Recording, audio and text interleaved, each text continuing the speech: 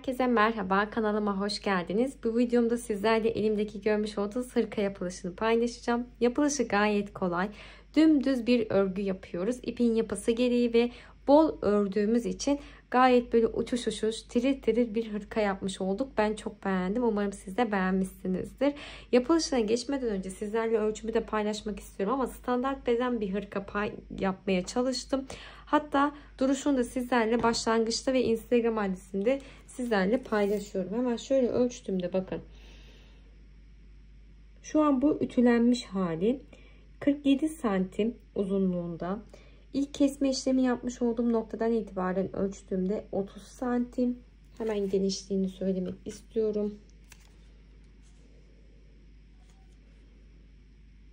58 santim genişliğinde. Kol uzunluğunu ölçtüğümde 42 santim ölçüsünde. Hemen şöyle genişliğinde söylüyorum, 20 santim genişliğinde hırkamızı tamamlamış olduk. Dediğim gibi standart beden çalışmaya çalıştım. Sayılarda farklılık olabilir çünkü ütüleme yaptık ve esneme yapan bir hırka olduğu için video içerisinde ütülenmemiş halini de sizlerle paylaşıyorum. Yapılışına geçmeden önce videoyu beğenmeyi, yorum yapmayı ve kanalıma abone olmayı unutmayın lütfen. Instagram'da takip etmiyorsanız açıklama kısmına link bırakıyorum. Tıklayıp takip edebilir. Orada yaptıklarınızı beni etiketleyerek paylaşabilirsiniz. Şimdi beraber yapılışına geçelim. Öncelikle kullanacağım malzemelerden bahsetmek istiyorum. Bu proje için Papatya markasına ait bir ip tercih ettim. İpin yapısı gayet güzel ve duruşu da çok güzel oldu. Hafif böyle kendinden tüylü bir ip diyebiliriz. 100 gram 300 metre uzunluğunda, %80 akrilik, %20 yün karışımdan oluşuyor. Şimdi burada yaklaşık 2,5-3 adet ip yeterli olacak. Benimle birebir aynı ölçülerde çalışıyorsanız. Çünkü metre uzunluğu uzun olduğu için ve ince bir ip olduğu için az bir miktarda yeterli oluyor. 10 numara şiş kullanarak örgümüzün başlangıcını yapıyoruz. Burada misinalı şiş kullanmak zorunda değilsiniz. Çünkü parça parça örme işlemi yapıyoruz. Düz şiş kullanarak da örgünüzün başlangıcınızı yapabilirsiniz. Şimdi ben parçalarımı tamamlayıp geldim. Sizlerle ön parçamızın yapılışına geçeceğiz. Ön parçamızı beraber başlayacağız ve video içerisinde beraber tamamlayacağız. Şimdi ben yapılışına geçmeden önce burada parçalarımdan bahsetmek istiyorum. Öncelikle sırt parçamla başlangıç yaptım. Sırt parçamızı beden ayarlamasını yaptıktan sonra diğer parçalarımızı ayarlamamız çok daha kolay oluyor. Siz de o yüzden sırt parçanıza başlangıç yaparsanız diğer beden ayarlamasına sıkıntı yaşamadan başlangıç yapabilirsiniz. Burada 62 tane zincir var. Pardon, 62 tane ilmekten oluşuyor. Şöyle düzeltmek istiyorum. En son bir ütüleme yapacağım. Ütülemeyi yaptığında daha da açılacağını göz önünde bulundurmak gerekiyor. Şu an bu şekilde haliyle hem ölçülerimi de göstermek istiyorum. Sizlerle paylaşmak istiyorum. 66 tane ilmek yaptık. 4 sıra boyunca lastik yapıyoruz. Daha sonra üzerine düz örgümüze devam ediyoruz. Örgümüzün ön tarafında düz, arka tarafında ters örgü yapıyoruz. Benimle birebir aynı bir görüntü elde edebilmeniz için mutlaka şiş numarası aynı kullanmanız gerekiyor. Eliniz bol değilse, çok sıkı bir örgü örüyorsanız daha büyük şiş numarasıyla da başlangıç yapabilirsiniz. Burada önemli olan olabildiğince elinizi bol tutmanız. Şimdi genişliğini ölçtüğümde bakın düzeltmiş haliyle ölçebildiğim kadarıyla bakın şurada kıvrılma yapıyor. 57 santim genişliğinde. Uzunluğunu ölçtüğümde 44 santim uzunluğunda. İstediğiniz boyuta ulaştıktan sonra parçanızda tüm ilmeklerinizi toparlayıp kesme işlemi yapıyorsunuz. Dümdüz, herhangi bir kol oyuntusu, ense boşluğu yapmıyoruz. Düz bir parça halinde yapıyoruz. Burada beden büyütmesi yapmak isterseniz misinalı şiş ile başlangıç yapıyorsanız kendi beden ölçünüze göre bir ilmek atarak başlayabilirsiniz. Benim de her seferinde sayılarım farklı oluyor. Kendi bedenime göre ayarlama yapıyorum. Siz de kendi beden ölçünüze göre ayarlama yaparak başlangıcınızı yapabilirsiniz. Sırt parçanızı yaptınız. Daha sonrasında kol çalışması yaptım ben. Kol için 44 tane ilmek attım. Bence genişliği yeterli oldu. Daha da böyle balon veya geniş bir kol yapmak isterseniz daha büyük de başlanabilir. 44 tane ilmeğin üzerine yine 4 sıra boyunca lastik yaptım. Bir düz bir ters lastik yaptıktan sonra istediğim kol uzunluğuna ulaşana kadar devam ettim. Hemen şöyle düzeltip ölçülerini de söylemek istiyorum. 44 ilmek kaç santim genişliğinde? 40 santim genişliğinde. Uzunluğunu ölçtüğümde 38 santim uzunluğunda 2 tane parçamız var. Kol parçamızı tamamladıktan sonra ön parçamızın bir tanesini tamamladım. Diğerini beraber başlayacağız. Burada 28 tane ilmek attım. Normalde sırt parçamızın yarısının ilmek atarak başlamamız gerekiyordu. En son lastiği ben ekstra örüp dikme işlemi yapmak istiyorum. Çünkü orijinal bir lastik olsun istiyorum. Hem de boşluk oluşturma yaptığımızda çok geniş ördüğümüz için lastik için farklı bir tığ numarasıyla daha sıkı yapmak istediğim için lastiği bıraktım. O yüzden ön parçamda 28 tane ilmek atarak başlangıç yaptım. Ve belli bir uzunluğa ulaşana kadar dümdüz bir şekilde ördüm. Daha sonrasında ilk seferde 4 tane eksiltme, devamında ise bir sırada bir tane eksiltme, bir sırada eksiltme yapmadan 3 kez eksiltme yaptım. Ve devamında düz bir şekilde sırt parçama eşit ulaşana kadar devam edip parçamı tamamladım. Hepsi bu kadar. Şimdi beraber yapılışına geçelim. Şimdi burada şunu da söylemek istiyorum. Benim ilmek atma şeklim, ilmek alma şeklim sizlere göre farklı olabilir. Bunun modelle herhangi bir ilgisi yok. Nasıl başlangıç yapıyorsanız o şekilde başlangıç yapıp devam edebilirsiniz. Şimdi yumaktan gelen ipimden belli bir miktarda ayırma yaptım. Burası hala yumaktan gelen ipim. Parmağımı ortasına yerleştiriyorum ve şöyle bir halka oluşturdum. Oluşturmuş olduğum halkayı hemen şişime takıyorum. Bu 2 tane ip gibi gözüküyor ama bir tane ilmeğimiz. Şöyle sıktım. Daha sonra yumaktan gelen ipimi parmağıma doluyorum. Ayırmış olduğum ipi bir halka yapıyorum ve bu parmağımdaki ipi alıp üzerine taktım ve çektim.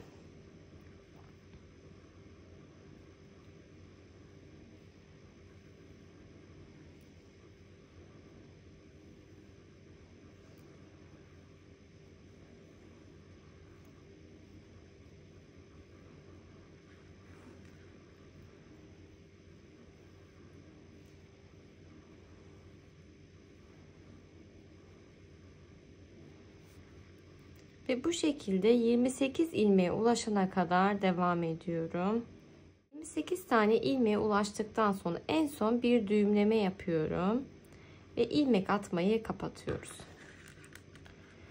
Şimdi burada bir düz bir ters lastikle başlangıç yapıyorum. İlk ilmeğimden şişimi geçirdim. İpimi arkada düz ilmek olarak çektim.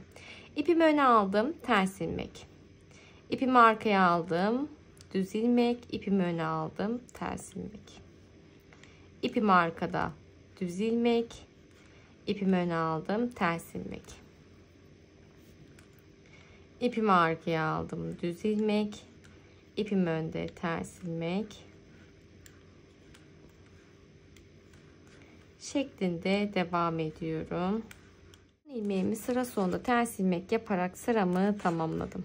Daha sonra örgümün diğer tarafına döndüm. İlk ilmeğim baktığımda düz ilmek. İlk ilmeğimi örmeden şişime aktardım. İkinci ilmeğim ters ilmek, ipim önde, ters ilmek. Üçüncü ilmeğim düz ilmek, düze düz ilmek, terse ters, düz, ters şeklinde sıra sonuna kadar devam ediyoruz. Şimdi burada bir alt sırada ne yapmışsak düze düz ilmek, terse ters ilmek yapıyoruz. Daha sonra sıra sonuna geldikten sonra bir üst sıra içinde aynı başlangıcı yapıyorum. Bu ikinci sıramızdı. Arkaya dönüyoruz 3. Dördüncü sıramızı tamamlayıp geliyoruz.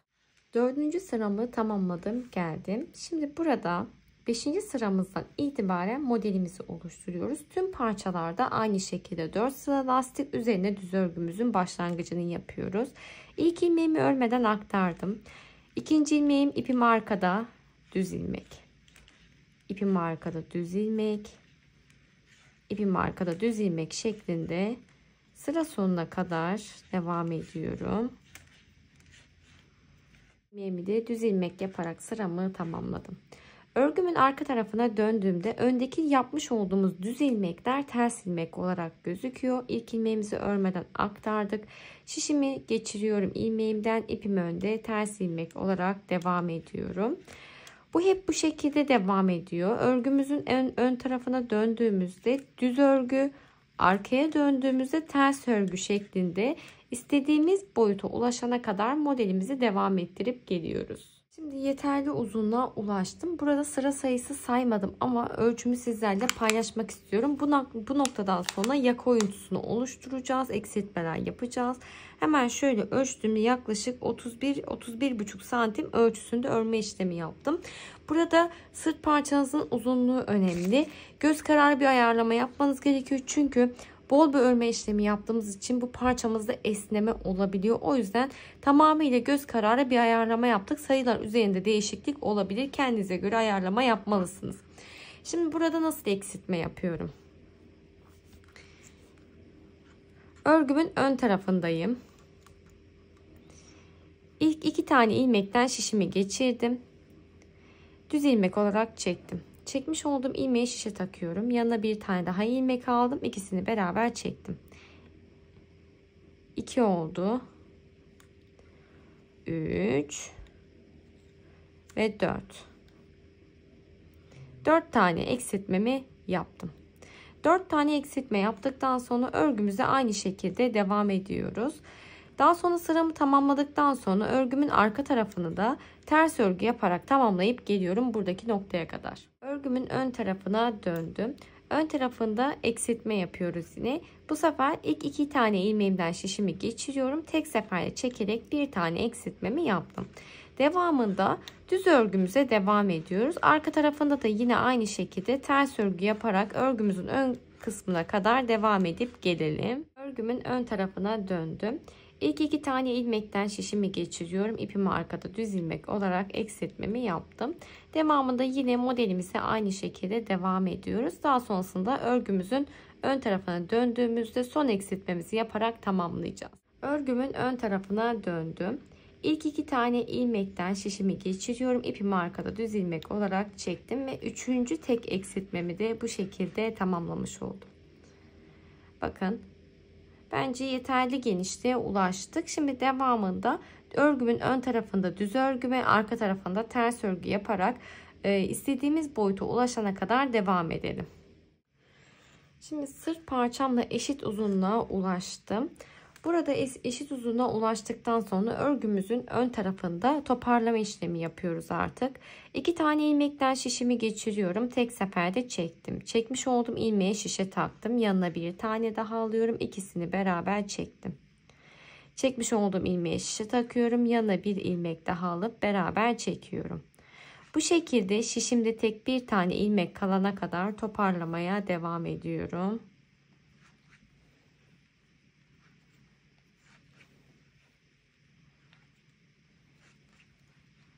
İlmeklerimi toparladıktan sonra bir tane zincir çekerek kesme işlemi yaptım ve parçamı tamamlamış oldum. Burada bir bütün halinde hemen ölçüsünü sizlerle paylaşmak istiyorum. Ölçtüğümde 47 santim ölçüsünde. Ama dediğim gibi bakın hem enine hem de boyuna esneme yapabildiği için buradaki sayılar tam net olmuyor. Sayı üzerinde değişiklik olabilir. O yüzden sayı söylediğimde birebir aynı olmadığında takılma yapmayın lütfen. Şimdi tüm parçalarımızı tamamlayıp geldikten sonra güzel bir ütüleme yaptım. Direkt örgümün ters kısmına ütüleme yaptım. Ama baktığınız ki ütünüz yapma riski var ise üzerine mutlaka ince bir şey örtüp ütüleme yapmanız gerekiyor. Çok esnetme yapmadan düz bir şekilde ütüleme yaptım. Şimdi burada dikme işlemi yapıyoruz. Bakın öncelikle sırt parçamı yerleştirdim. Örgümün ters kısmından dikme işlemi yapıyorum. Ön parçalarımı da aynı şekilde yerleştirdim. Ve buradaki içte bulunan tek daldan bakın karşılıklı dikme işlemi yapıyorum. Bu kesme işlemi yapmış olduğumuz daldan iğnemi geçirip karşılıklı düz bir şekilde dikiyorum. Şimdi buradaki omuzu diktikten sonra aynı şekilde diğer omuzun da birleştirme işlemini tamamlayıp geliyoruz. Size bahsettiğim gibi 2 tane omuzun dikme işlemini tamamlayıp geldim. Şimdi gövdeyle birlikte kol birleştirmesini yapacağız ama öncelikle kolun dikme işlemini yapmamız gerekiyor. Şimdi şöyle örgümüzün ters tarafını çeviriyoruz. Daha sonrasında bu ters kısımdan içeriden yine aynı şekilde eşit bir şekilde 2 tane kolun da sabitlemesini yapıp geliyoruz. Kolun dikme işlemini tamamlayıp geldim. Daha sonrasında gövdeye yerleştirdim. Eşit gelecek şekilde tüm ayarlamasını yaptıktan sonra dikme işlemine geçiyoruz. Öncelikle gövdeye bir sabitleme yapıyorum. Küçük bir başlangıç yapıyorum. Şöyle yerimi belirleyebilmek adına. Daha sonrasında kolun sabitlemesine geçiyorum. Karşılıklı her daldan bakın iğnemizi geçiriyoruz. Örgümün tabi ters tarafındayım. Henüz ön tarafını çevirmedim. Şimdi buradaki koldaki ilmeklerinize eşit gelecek şekilde bir ayarlama yapmamız gerekiyor. Birazcık bol bir örgü yaptığımız için ilmeklerimiz büyük olabilir. Bazen aynı ilmekten 2 kez iğnemizi geçirip dikme işlemi yapmamız gerekiyor. Yani buraya eşit bir şekilde kaydırma yapmadan sabitleme yapmamız gerekiyor. Şimdi ben de o şekilde dikme işlemi yapıyorum. Buradan başlangıcımızı yaptık. Dönerek yine başlangıç noktamıza kadar geliyoruz. Başlangıç noktama kadar dönerek devam ettim. Şimdi kolun sabitlemesini yaptıktan sonra aynı şekilde gövdeye devam ederek tamamlayıp geliyoruz. Şimdi sizlere bahsettiğim gibi dikme işlemini tamamladım ve örgümün ön tarafını döndürdüm. Dikme işlemimizi tamamladıktan sonra sıra geliyor lastiği. Lastiği ben ekstra örüp dikmeyi düşünüyordum ama o şekilde çok hoşuma gitmedi. O yüzden ilmek çıkartma yaparak bir düz bir ters lastik yaparak devam etmek istiyorum. Burada normalde örgümüzü 10 milim şiş kullanmıştık. Lastik kısmında ise 8 numara şiş ile lastiğimizi yapacağız. Fakat şunu söylemek istiyorum. Burada bir tane tığ yardımıyla ilmek çıkartırsanız daha kolay olacaktır. Hemen bir tane zincir çektim tığımda, bakın. Hemen birinci boşluktan şöyle tığımı geçiriyorum. İpimi çektim. Ve bir tane zincir çekerek buraya sabitledim. Şimdi bir tane ilmeğimi bu şekilde şişime takmış oldum. Şöyle çıkıyor bir yandan ilk ilmek olduğu için. Burada nasıl ilmek çıkartıyoruz? Yandaki boşluğa geldim. Şişe takıyorum. Yandaki boşluğa geldim. Şimdi ilk 3 ilmeğimi bu şekilde çıkardıktan sonra bakın şu arada şöyle bir boşluğumuz var. Buradan tığımızı geçiriyoruz. Bir tane ilmek çıkartıyorum. Bir de büyük ilmeğimizin içerisinden tığımızı geçirip bir tane ilmek çıkartıyoruz. Bakın şöyle yakından göstermek istiyorum. Şu aradan bakın şöyle tığınızı geçirdiğinizde boşluk oluşuyor. Bir tane bu aradan çıkartalım şöyle. Bakın. Bir tane de buradaki boşluğumuzda.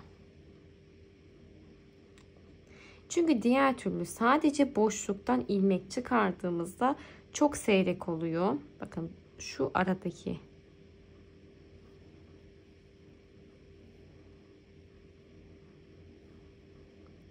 Ve boşluktan. Bence sıklığı gayet iyi. Şu aradaki boşluktan.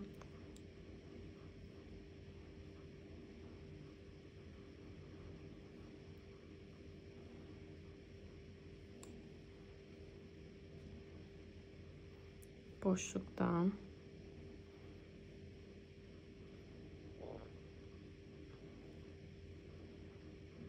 Aradaki boşluktan. Şu anda benim tığım kalın olduğu için bir tık beni zorluyor. Ama ilmekleri çıkarmış olduğum ilmekleri de çok böyle dar olsun istemediğim için kalın bir tığ tercih ettim. Bakın şu aradaki tığınızı geçirdiğinizde boşluğunuz oluşuyor zaten. Şöyle açarsınız elinizle. Daha sonra da boşluktan. Bakın bu şekilde gayet ideal sıklıkta oluyor. Şimdi eksiltme yapmış olduğum noktaya kadar devam ediyorum. Şimdi üstteki 4 tane eksiltme yapmış olduğum noktaya kadar geldim. Şimdi burada da farklı hiçbir şey yok. Şurada ipim karıştı, bir yandan konuşurken düzeltiyorum. Burada farklı hiçbir şey yok. Yine aynı şekilde devam ediyorum. Eksiltme yapmış olduğum noktadan bakın. Tığımı geçiriyorum. İlmeğimi çıkartıp ilave ediyorum. Ve üste doğru dönüşümü bu şekilde yapmış oldum. Hemen şuradaki boşluğa geldim. Bakın buradaki boşluk.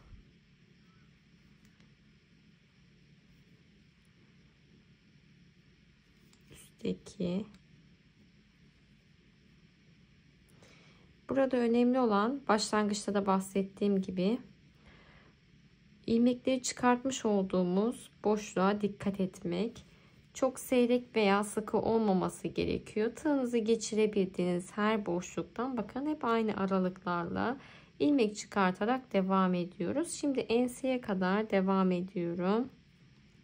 Şimdi üst noktama kadar geldim. Sırt parçama dönüş yaptığımda, sırt parçamızda aynı 4 tane eksiltme yapmış olduğum noktadaki gibi eksiltme yapmış olduğumuz boşluktan, yani kesme işlemi yapmış olduğumuz boşluktan şöyle bakın, direkt tığımı geçiriyorum.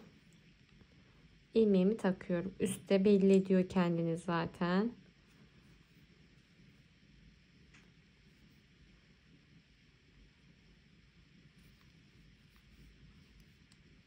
Ve bu şekilde ilmeklerimi toparlamaya devam ediyorum. Şimdi burada yine aynı şekilde bu noktaya geldiğimde gövdeyi devam ediyoruz sıra sonuna kadar. Sıra sonuna kadar tüm ilmeklerimi toparladıktan sonra örme işlemine başlıyoruz. İlk ilmeğim düz ilmek. İkinci ilmeğim ipi öne aldım, ters ilmek.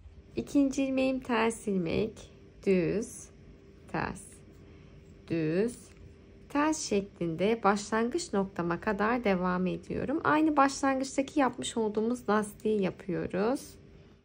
Şimdi burada sıra sonuna kadar geldim. Ve burada ikinci sıramızda artık düğme için boşluk oluşturacağız ve devamında yine aynı şekilde devam edeceğiz. Ben şu şekilde bir ayarlama yaptım. Şu an 3 tane ilmek belirleyici görüyorsunuz ama 4 tane boşluk açacağım ve 4 tane düğme kullanacağım. İlk boşluğumu kesme işlemi yapmış olduğum noktadan başlıyoruz. Ve devamında arada 10 tane ilmek bıraktım. 2 tane ilmek eksiltme yapacağız. Bunu tamamıyla göz kararı bir ayarlama yaptım kendim diyebiliriz. İlk ilmeğimi örmeden aktardım. İkinci ilmeğim ters ilmek, ters ilmeğimi yaptım. Şimdi buradaki 2 tane ilmeğimden şişimi geçiriyorum ve tek seferde çekip eksiltmemi yaptım. Ve bu şekilde bir tane eksiltmemi yapmış oldum.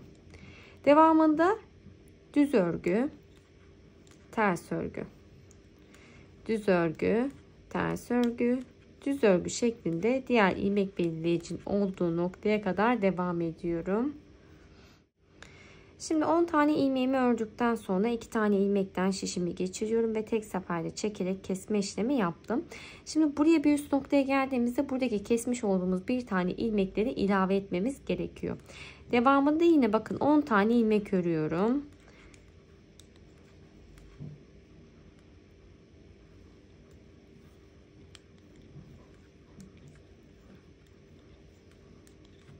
Tane ilmek ördükten sonra 2 tane ilmekten tek seferde ilmeğimi çekerek kesme işlemi yaptım. Yine aynı şekilde devam ettim.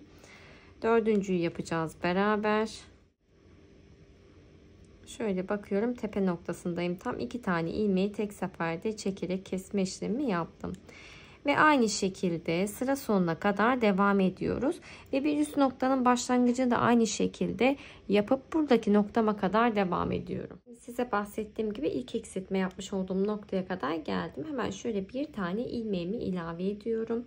Ve devamında ters, düz, ters, düz şeklinde devam ediyorum. Diğer eksiltme yapmış olduğum ilmeğin olduğu noktaya kadar.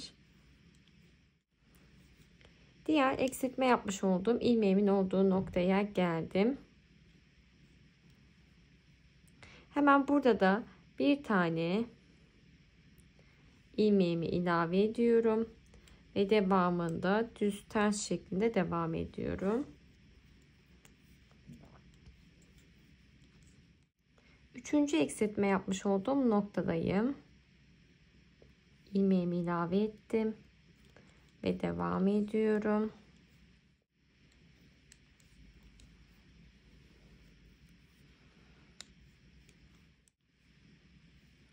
Son eksiltme yapmış olduğum noktaya da geldim. İlmeğimi ilave ettim ve düz ters şeklinde sıramı tamamladım. Şimdi burada aynı şekilde ilmeklerimize devam ediyoruz. Sanki hiç eksiltme yapmamışız gibi. Benim düğmeme göre bir tane boşluk yeterli oldu. Çünkü zaten bol bir örgü yaptığımız için, bakın şöyle göstermek istiyorum. Esneme yapacağı için bir tane yeterli oluyor dediğim gibi. Diğer türlü daha büyük bir düğme gerçekleştiriyorsanız, kullanıyorsanız daha doğrusu 2 eksiltme ya da 3 eksiltme yapabilirsiniz. Burada düğmenizin boyutuna göre eksiltme yapmanız gerekiyor. Ama esneme yapacağını da göz önünde bulundurmamız gerekiyor. Şimdi buradaki tüm ilmeklerimizi aynı şekilde örme işlemi yapıyoruz sıra sonuna kadar.